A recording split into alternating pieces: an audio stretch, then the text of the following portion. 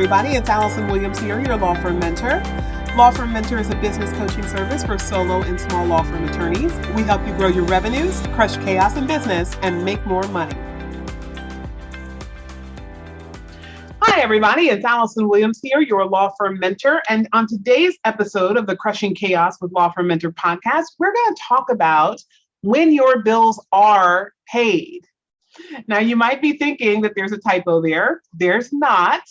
We're actually going to talk about what you do when you reach a point where all of your bills are paid and you have a comfortable life. How do you keep yourself motivated? So this topic is actually coming up because I've talked to a couple of lawyers recently that have been interested in joining the Law Firm Mentor community. And we are always looking for the right type of client for this community. So we serve solo and small law firm attorneys. I think that's very clear. It's very well branded. But there is a certain type of solo and small law firm attorney we're looking for. And in essence, it includes people who are looking to grow their business. Now, grow your business doesn't mean you're looking to make more money necessarily. It typically means that. It typically means more money and more free time for the owner. But it really can mean that you want to grow to help more people or to have a bigger platform or to create more opportunities for people in your community. It can usually be discerned, whatever your goals are, can usually be discerned by what you talk about first. So the first thing I always ask people when I have a growth strategy call with them is, what is it that you want? And if the first thing that comes up is, I want to triple the number of people that I serve, or I want to be able to open offices in the central and southern part of my state because I want to have a much bigger reach and a greater impact. Those things are just as valid as I want to make, an extra $500,000 this year. I want to put an extra $1 million in my pocket. I want to dramatically increase my retirement investments. Right. So everybody has a slightly different purpose and a slightly different aim, and that's okay. But a lot of times what we find with lawyers that have either a financial nest egg that they're living off of, or they secured a major settlement, and so they really are they're eating the profits of a settlement, thus don't have any substantial outstanding expense or any expense they think they won't be able to pay in the course of a year. Or when you get people who are married to very successful, financially successful partners, and so they don't have an economic incentive to keep themselves going, oftentimes it really is a demotivator for them to do the work. And it's not because they don't have a big enough vision, it's that they are disconnected from their vision. Their vision is optional. And I think a lot of that derives from the fact that, at least here in the United States, a lot of us have learned the cultural imperative that work is about accumulating things, right? So we think work is about buying a bigger house or having a bigger office or driving a nicer car or sending your kids to a more elite private school. There is a societal value that we have placed on accumulating wealth and accumulating economic value. And because of that societal imperative, it becomes really challenging for a lot of us to ultimately see ourselves as working without a purpose to accumulate. In fact, so much so that when you talk to a lot of people and we say things like, here at Law Firm Mentor, our motto is that we never stop growing. People will say, oh, well, that just sounds awful. Like, why would you ever want to grow more work? Why would you ever want to, once you have a certain amount of money, why are you trying to get more? And those money stories are baked into the fabric of our society. This show is not really about dysfunctional money stories, but those dysfunctional money stories are often the natural offshoot of having an approach to work that says that work is for the purpose of making money. Now, I am a big lover of money. Anyone that knows me knows I'm a capitalist. You know that I very much love driving in a nice car, living in a nice house, being able to afford myself luxury. That's how I take care of myself, at least one of the ways I take care of myself. And I don't apologize for it. But I do know that a lot of people have a mindset that says that when I am achieving for the purpose of making more money, at some point, there is a law of diminishing returns. At some point, I don't get more out of achieving more economic value. And hence, if the reason why I am putting my labor into something is to achieve economic value, then what happens when I have enough economic value? Then am I going to get up the next day, right? Am I going to grind for that next client? Am I going to put in the effort to figure out that next marketing campaign? Am I going to deal with the next uncomfortable client, right? If I don't really have to, why would I? Why should I? And so we have had any number of people that have either come into our community, either in our free Facebook group. By the way, shout out to the Facebook group. If you haven't joined the Facebook group, we have recently had some of our coaches here at Law Firm Mentor also posting free trainings in our Facebook group in addition to me. So I welcome you to join us for those trainings. You can join us on Facebook. We're at the Law Firm Mentor Movement. So shout out to our coach team that is adding a lot of value there.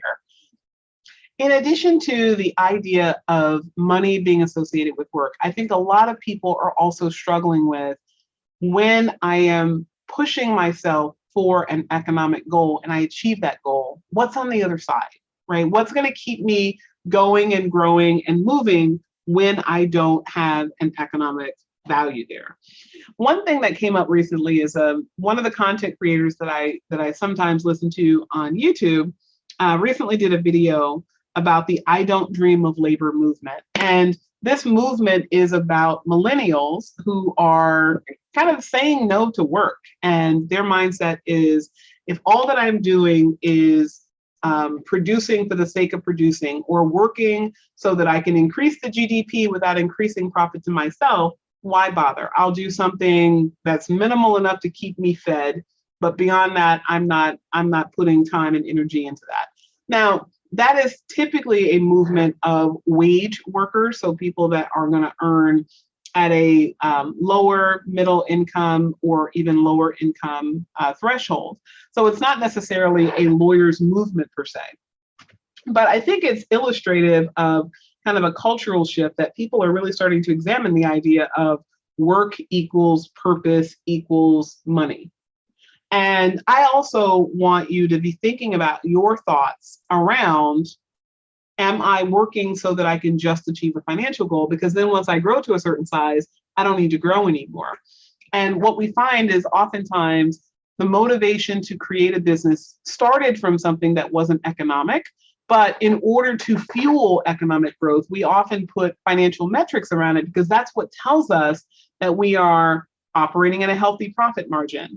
That's what tells us that we are generating enough revenue to have the number of people that are required to give you the free time that you want. So the economics of your business take on their own significant importance when you are growing a business. But the focus on that economic value should not in any way signify to you that that should be the reason why you're growing. And then once you hit that target, poof, you're done. Because we all know here at Law Firm Mentor, our motto is never stop growing. And never stop growing doesn't mean never stop growing economically, even though it may mean that. It very much means never stop growing into more of who you are so that you can have the life that you truly desire and the life that you were designed to have. So when we think about that, I want to just give you a few precepts about the idea of being financially satiated. And then we're going to be talking about motivation. So the first concept is that nothing creates the hungry like the hustle. Okay. Or rather, I think I mixed that up. Yeah, I think I mixed that up. It's nothing creates the hustle like the hungry, right? So if you know that you're going to run out of money at some point soon, and you know you have bills to pay, and you know that you got to take care of yourself, that'll get you out there and pound the pavement pretty quickly, right? But if you have $50,000 in the bank, sitting back, relaxing, enjoying yourself doesn't sound so scary if all you have is $20,000 in bills, because you know you're not going to be destitute next month, right? You've got some time. The other thing to consider is that if you are not hungry, right, if you are not in a place of having economic need, then your motivation may very well have to shift.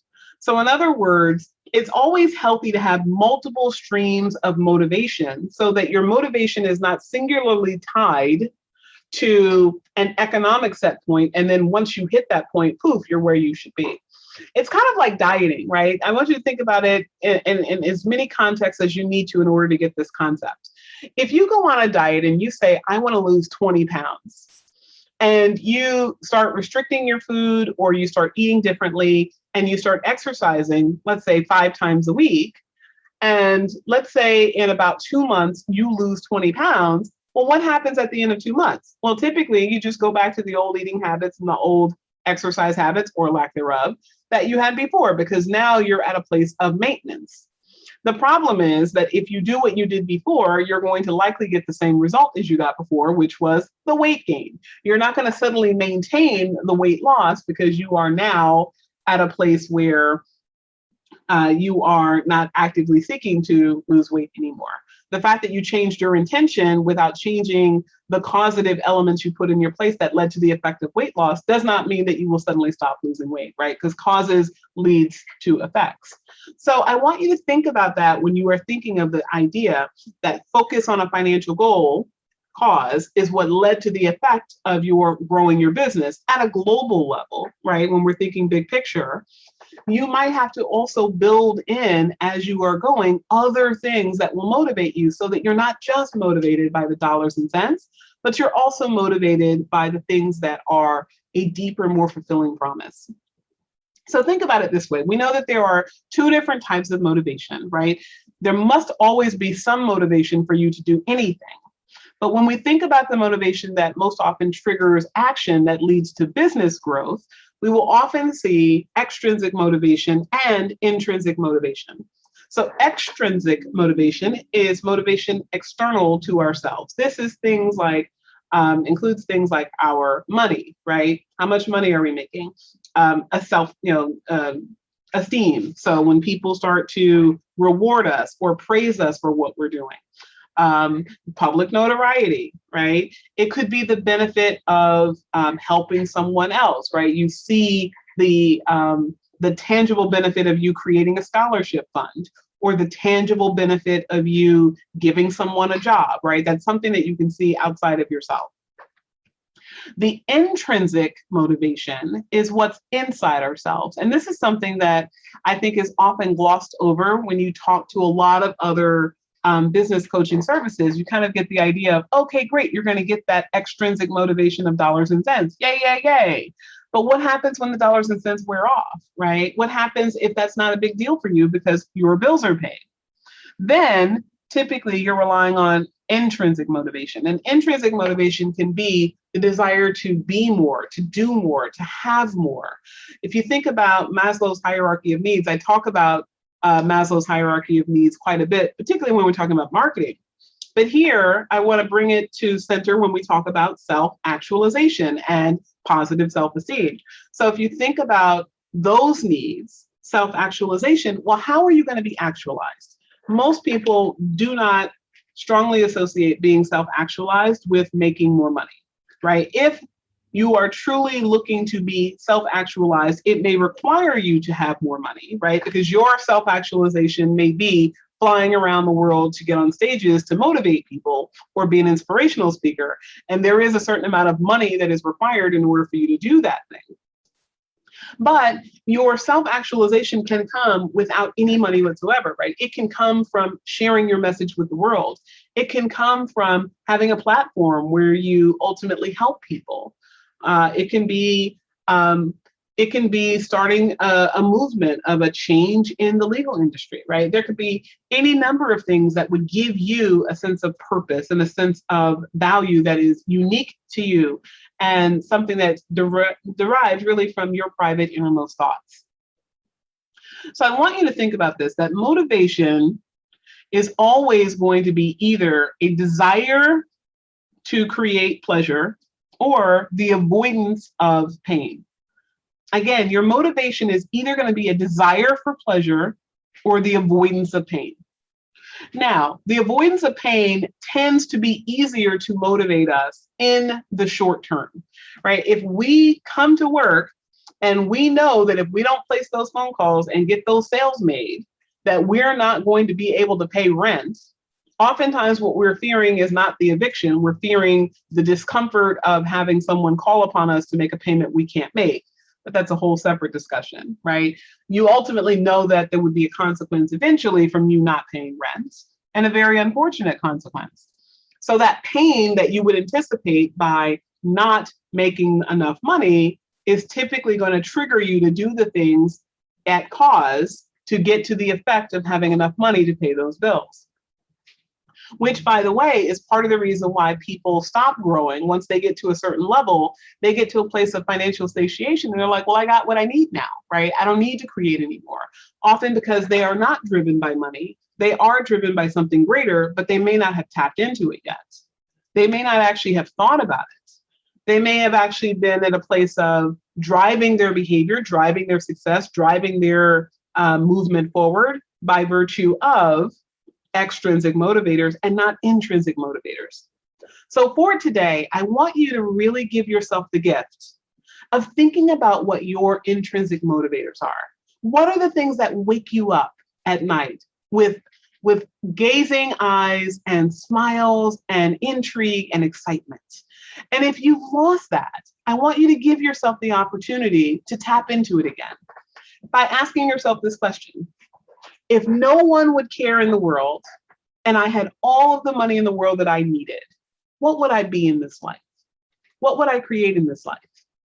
And oftentimes we can use our law firms in order to be the vessel through which we achieve that self-actualization that comes from whatever is intrinsically motivating us to create. But you have to be willing to allow yourself to dream out loud and to own what you really want. All right, everyone. Today on the Crushing Chaos with Law Firm Mentor podcast, we have been talking about when your bills are paid, how to tap into the motivation that is within you in order to achieve the results that you want in growing your law firm. I'm Allison Williams, your law firm mentor, and I'll see you on our next episode.